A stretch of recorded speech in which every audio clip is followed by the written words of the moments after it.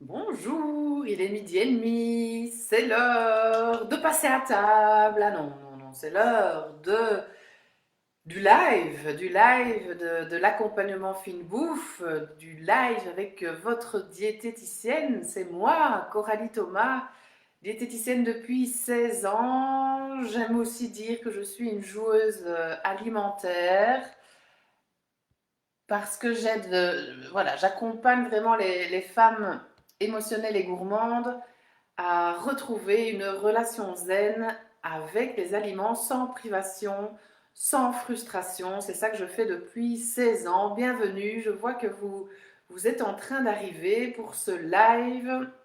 Effectivement, comme j'ai créé ce nouveau groupe, j'arrive à encore mieux cibler les gens. Et là, je viens encore de signer un contrat de confidentialité d'un accompagnement, pour un accompagnement de 3 mois avec une nouvelle femme émotionnelle et gourmande. Et donc, je suis évidemment en joie. Je remets mon premier bébé ici en avant, hein, qui est le... Ah, non, il ne veut pas. Ça, c'est fait. Qui est le livre de recettes. Mais ce n'est pas le sujet du jour. Et n'hésitez pas à me mettre vos noms, prénoms en commentaire, comme ça je sais qui est là. N'hésitez pas non plus à me mettre évidemment vos questions. N'hésitez pas non plus à partager l'information. Donc là, vous pouvez vraiment noter en fait des femmes qui pourraient être intéressées de participer, d'être là dans ce groupe. Voilà, ça permet vraiment de se soutenir, de trouver des solutions pour arriver à un changement durable et conscient. Bonjour Julie, bienvenue. Ben oui, c'est les vacances, tout à fait. C'est ça que c'est intéressant aussi. Mais voilà, quand on est entrepreneuse et maman, faire des lives à 20 h, c'est pas possible. C'est vraiment important pour moi d'avoir cette vie de famille et cette vie d'entrepreneuse. Et voilà, la vie de famille en semaine, ben, elle commence seulement à partir de 18 h avec mon compagnon en tous les cas. Donc voilà, midi et demi, c'est vraiment le moment du live. C'est tous les mercredis sur ce groupe. Bonjour Sylviane, bienvenue au live. Mettez-moi des petits cœurs, vos petits commentaires. Je viens de me présenter. Et le live d'aujourd'hui, c'est sur le réconfort, parce que beaucoup de personnes me parlent d'aliments doudous, d'aliments qui réconfortent, d'aliments qui font du bien, d'aliments mais qui réconfortent tout simplement. Et comme je vous dis, à midi et demi sur ce groupe, ben, c'est chaque fois, je vais vous partager un livre et je vais chaque fois faire le rapport avec l'accompagnement que je vous propose. Là, c'est pas spécialement un livre qui m'a permis d'évoluer ces dernières années parce que je l'ai commencé hier. Ah non, non, il y a quelques jours. Mais je l'ai depuis un moment dans ma bibliothèque et c'est un sujet de toute façon que je connais vraiment très bien. Mais j'ai quand même envie de vous parler de ce livre. Je m'en sers pour créer aussi mes accompagnements, tous les livres de pleine conscience. Donc Manger mieux de Yael Bloch et Ananda Sebalo, édition La Plage. Et je trouve qu'il est vrai. Enfin, là, je resterai bien pendant 1 heure ou 2 à vous faire la lecture parce que c'est juste extraordinaire. Mais ce que vous devez retenir, d'abord ce que j'ai retenu aussi en lisant ça, et c'est vrai que ça nous rappelle d'où on vient. Donc elle parlait vraiment de l'homme à ses débuts, de l'évolution de l'homme, de l'évolution de notre façon de manger, qu'on était vraiment tous dans une manière de manger différente en fonction de l'endroit dans lequel on vit. Mais en tous les cas, le réconfort, ben, il est là directement avec les aliments, puisque vous êtes nourri au bibi ou vous êtes allaité. Et d'office, cette relation, quand vous êtes bébé avec la personne qui vous nourrit, ben, elle est d'office réconfortante. Donc en fait, c'est aussi normal d'avoir ce réconfort quand vous mangez quelque chose. Maintenant, c'est quand ça devient exacerbé, quand ça devient tout le temps, je me réconforte tout le temps en mangeant, et qu'il y aura après des répercussions sur la santé, sur le poids, l'estime de soi, la digestion, etc. mais vraiment se rappeler que c'est normal en fait d'avoir cette sensation de réconfort quand on mange, puisqu'on est né avec ça, avec ce réconfort lié à la bouche quand on est nourri. Alors, je vais vous lire quelques petits passages qui étaient sympas juste avant de lire plus en détail. Donc, toutes les sensations qui proviennent de ce contact, donc contact de la personne qui nourrit le bébé et le bébé, entraînent une réaction hormonale qui façonne les connexions du cerveau du bébé et établissent un lien puissant et durable entre nourriture et contact, et par là entre nourriture et plaisir, et entre nourriture et réconfort. Donc c'est quelque chose qui est ancré en nous. Et bienvenue femmes émotionnelles et gourmandes, je vois que vous êtes en train de vous connecter. Bienvenue au live de midi et demi le mercredi. N'hésitez pas à mettre des commentaires, comme ça je sais qui est là. Et vous pouvez aussi partager. Là, pour partager, il faudra prendre le lien YouTube de la vidéo que vous allez pouvoir mettre sur vos réseaux si ça vous parle. Donc, on parle de réconfort. Dites-nous peut-être dans le chat si vous aussi, vous avez l'impression, même Julie et Sylviane qui m'ont déjà écrit, est-ce que vous avez l'impression de vous apporter du réconfort en mangeant? Donc là, elle le dit encore. L'imbrication entre alimentation et émotion s'en trouve chez l'humain décuplée. Comme le dit Charles Eisenstein, l'expérience du manger est liée à un niveau absolument essentiel à notre sentiment de sécurité et de confort. Je trouve que c'est important quand même de revenir à ça. Là, elle parle de l'origine de l'attrait pour le goût sucré. Et là aussi, dans le lait, on a du lactose, donc on a un petit goût sucré. Je trouvais que ça n'avait rien à voir. Une petite parenthèse. Pierre Rabhi, sommité quand même dans l'alimentation normale, j'ai envie de dire. Alors il a dit, notre nourriture est devenue tellement toxique qu'en passant à table, on devrait se souhaiter bonne chance plutôt que bon appétit.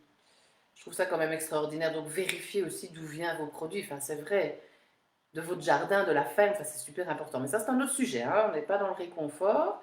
Alors ensuite, on parle, c'est ici que j'ai presque tout envie de tout vous lire. Donc je crois que je vais vraiment vous faire la lecture en m'arrêtant quelques fois. Donc l'autocompassion et les rapports conflictuels avec la nourriture. Dans la méditation de pleine conscience, la bienveillance et la compassion sont des composantes implicites qui émergent naturellement du fait de porter son attention sans jugement sur l'expérience du moment présent. Mais lorsqu'on entretient une relation conflictuelle avec la nourriture, il est capital que ces qualités soient nourries explicitement. Pour Christine Neff, l'autocompassion serait la clé, la capacité à prendre soin de soi-même quand on souffre, tout comme nous le ferions pour quelqu'un que nous aimons.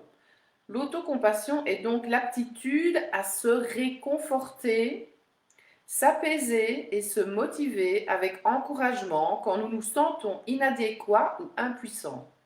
L'autocompassion nous rappelle qu'il est important de nous donner de l'amour à nous-mêmes, même et surtout quand nous souffrons. J'ai envie de dire plein de trucs, mais je ne vais pas pouvoir vous lire assez alors. Les effets de la pleine conscience et de l'autocompassion sur les troubles du comportement alimentaire ont été prouvés depuis une dizaine d'années. On constate notamment chez les personnes qui pratiquent la méditation des comportements naturellement plus sains et intuitifs vis-à-vis de la nourriture s'installent. Cela se reflète dans une diminution du sentiment de honte de son propre corps, dans une baisse des épisodes d'excès alimentaire et dans une moindre préoccupation à l'égard de son poids. Et c'est vraiment, vraiment, vraiment ça que je vois moi dans les accompagnements. Il y a une personne, elle m'a dit, j'ai eu l'impression de renaître, c'est une véritable renaissance. Et cette personne n'était plus focalisée sur le poids, elle avait vraiment appris à s'aimer, à être dans la compassion vis-à-vis d'elle-même. Et elle est passée à un autre niveau. Elle a transformé les souffrances en opportunités. Et je vous dis, surfer sur les souffrances et prendre encore plus soin de soi quand on est dans une souffrance. Et moi, parfois, quand j'ai des moments où je suis plus fatiguée, j'aurais aussi plus tendance, non, je suis fatiguée, c'est pas possible, etc. Et là, je me rends compte de ce schéma de pensée et hop, je dis, ben non, Coralie, justement, c'est là maintenant que c'est encore plus important de prendre soin de toi. Alors, méditation des 3 A. Adoucir, apaiser, accueillir. Lorsque survient une crise compulsive ou autre comportement alimentaire que nous aimerions changer, la pleine conscience nous invite à faire une pause, à centrer notre attention sur l'instant et à identifier les émotions et les sensations présentes. Elles sont souvent pénibles, qu'il s'agisse de dégoût ou de haine de soi, colère, peur, culpabilité, sentiment d'impuissance, tristesse, remords ou de crispation et blocage éventuels. L'autocompassion nous permet alors d'aller à la rencontre de la souffrance sans jugement, avec bienveillance, déjouant ainsi la tendance naturelle à lutter contre l'inconfort physique et ou émotionnel. Dans le processus de changement de notre rapport à la nourriture basé sur l'autocompassion et la pleine conscience, nous disposons de 3 outils précieux: adoucir, apaiser et accueillir. Donc ça, c'est plutôt les outils. Mais la première chose, c'est d'accepter la souffrance. Et je pense que c'est... Non, je ne vais peut-être pas rentrer dans le débat religieux, mais c'est ce que beaucoup de dieux de différentes religions ont voulu nous montrer.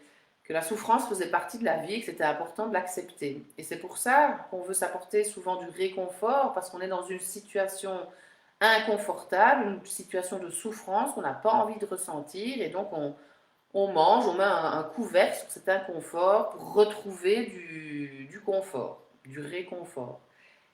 Et c'est là que ça devient dysfonctionnel, en fait.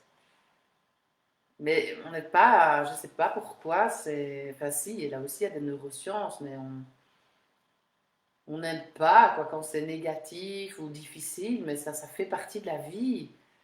Et plus vous allez vous entraîner à ça, plus vous arriverez à surfer sur les souffrances de la vie, comme maintenant avec le virus par exemple, comme la mort, comme les décès, comme... on n'a pas besoin d'aller dans des choses si loin, mais ce sont si graves, ce sont des choses qui font quand même partie de notre vie. N'hésitez pas si vous avez des questions à les noter dans l'espace commentaire. Oh là là, j'en vois plein, c'est moi qui n'ai pas... Pardon. Donc Julie, je l'ai vue, Sylviane aussi. Bonjour Sophie, bienvenue. Sylviane commente, oui bien sûr, je suis rassurée d'entendre que c'est normal jusqu'à un point. Mais bien évidemment Julie, ça c'est ce qu'on travaille en accompagnement. Sylviane, ça dépend de ce que je mange. Julie, pour moi c'est une prise de conscience, je peux m'aimer. Non, je dois m'aimer. Le je dois, il faut, c'est toujours du contrôle et de l'obligation parfois. Il est bon de s'aimer. Tout ça, c'est une façon de parler, hein. C'est une façon de communiquer. On parle beaucoup de communication non violente, d'essayer d'avoir des termes positifs plutôt que le ne pas. Et on peut mettre le je dois, le il faut là-dedans. Et voilà, et Sylviane rebondit en disant non, Julie, je m'aime, mais c'est ça. Exactement, je dois m'aimer, non, absolument pas. Enfin, à un moment, c'est important de s'aimer, de prendre soin de soi, et cette autocompassion, c'est vraiment important. Je vais terminer par les 3 A. Adoucir, s'adoucir, parce que là, c'est plutôt comment vous apporter du réconfort autrement qu'en mangeant. S'adoucir dans son corps consiste à relâcher les tensions musculaires inutiles. Pour cela, les parties en nous qui souffrent ont besoin d'être enveloppées de douceur. Il est possible que l'on ait honte, que l'on se cache pour manger ou que l'on mente au sujet de son alimentation. Ce n'est pas une raison pour ne pas se sentir digne d'amour et de respect. Même si nous nous sentons mal à l'aise avec nous-mêmes, nous méritons toujours de recevoir de la bienveillance. Poser une main sur son cœur avec gentillesse, le sentir battre et se laisser bercer par le doux mouvement du souffle peut agir comme un baume et nous aider à trouver le calme au cœur même de la douleur. Et ça, il y a des différents outils dans l'accompagnement qui vous guident, notamment la faim. Quand on parle de la faim du cœur, il y a une vidéo pratique sur l'amour bienveillant. C'est vraiment super important de faire ça. Vous avez aussi, ça c'est plutôt dans les fromages, vous avez des outils de relaxation pour vous apporter vraiment de la douceur. Apaiser, le deuxième A, quand nous éprouvons une gêne, voire un malaise par rapport à notre façon de manger, il est important de ne pas s'infliger de souffrances inutiles en se faisant des reproches ou en se dépréciant. C'est ça que je dis. Si vous êtes déjà, si vous vous rajoutez de la culpabilité ou il faut pas, ou je dois, etc., ça va empirer le problème en fait. Il y a déjà un problème, mais en plus en rajoutant des choses comme ça, ben, ça devient encore plus problématique. Et c'est nous-mêmes qui le faisons. C'est un truc de dingue, hein, l'être humain. Apaiser, c'est cesser les hostilités avec soi-même et écouter, dans la conscience spacieuse de notre intimité, une voix bienveillante qui susurre: repose-toi, corps épuisé, car tout ce que tu cherches est déjà là. Ça me fait penser à L'Alchimiste, un roman que je vous conseille je crois que c'est Paulo Coelho. Extraordinaire, le trésor, il est là en fait, hein. Il n'est pas plus loin, il est là, à l'intérieur. Mais il y a des couches au-dessus, des couches, des couches, des couches, des couches, des couches. Et c'est là que le guide, les accompagnements peuvent vous aider à enlever toutes ces couches. Troisième A, accueillir. On peut alors, dans un état d'ouverture émotionnelle, permettre à l'inconfort d'exister. Accueillir, c'est reconnaître la souffrance et laisser les bras aimants de notre présence embrasser et rencontrer tout ce qui est douloureux en nous. Il ne s'agit pas de changer la sensation désagréable, elle fait partie de notre vie à ce moment-là. Si nous nous voyons en train de manger trop ou de manière compulsive, demeurons conscients et gardons notre cœur rempli d'amour et de bienveillance. Nous commencerons alors à nous accepter, même et surtout quand nous agissons d'une façon qui nous déplaît. Cette attitude aimante vis-à-vis de soi-même ne comporte ni faiblesse ni indulgence. La capacité d'accueillir implique de demeurer solidement ancré dans ce trésor qu'est votre corps et de suivre comme une boussole notre désir de nourrir la vie qui est en nous. Parce que manger, c'est ça, hein, c'est juste avoir envie de rester en vie. Ainsi, nous rappelons régulièrement la pratique des 3 A, adoucir, apaiser et accueillir. Il y a quelque chose à l'intérieur de nous qui pourra enfin se détendre et s'établir dans la décision lucide de veiller sur notre bien-être. Voilà, il y a encore pas mal de choses intéressantes là-dedans. Je vais quand même terminer. Nous serons capables d'accepter nos failles, nos insuffisances, nos manquements. Bien souvent, pour nourrir un certain idéal, nous nous imposons toutes sortes de règles qui nuisent à notre santé. Nous nous assénons des paroles dénigrantes lorsque nous ne parvenons pas à suivre nos objectifs, nous faisant souffrir inutilement. En revanche, si l'on parvient à voir avec compassion tous les comportements nocifs, toutes les pensées et les jugements qui nous enferment, petit à petit, leur intensité et leur emprise sur nous diminuera, permettant à de nouveaux comportements de se mettre en place. Peu à peu, nous prendrons mieux soin de nous, ressentirons nos véritables besoins physiologiques, affectifs, mentaux et peut-être spirituels, et apprendrons à les nourrir de manière appropriée. Ne perdons pas de vue que l'un des objectifs les plus importants de l'autocompassion est d'agir en tâchant d'enrichir notre vie et celle des autres. Et si ce n'est pas un chemin facile à parcourir seul, il peut être utile de chercher de l'aide auprès d'un professionnel de santé. Merci. La répétition compulsive peut constituer une résistance redoutable, mais aussi être le levain du changement lorsqu'elle est investie comme le lieu d'un apprentissage et non pas comme le bastion du déni. Si grignoter, manger trop ou compulsivement est encore plus fort que nous, observons-nous avec bienveillance et devenons le témoin silencieux de ce qui se passe dans l'instant présent. Ce nouveau regard nous permettra de déjouer les automatismes qui sont à l'origine de notre souffrance. C'est l'un des principes les plus importants et les plus porteurs véhiculés par le yoga.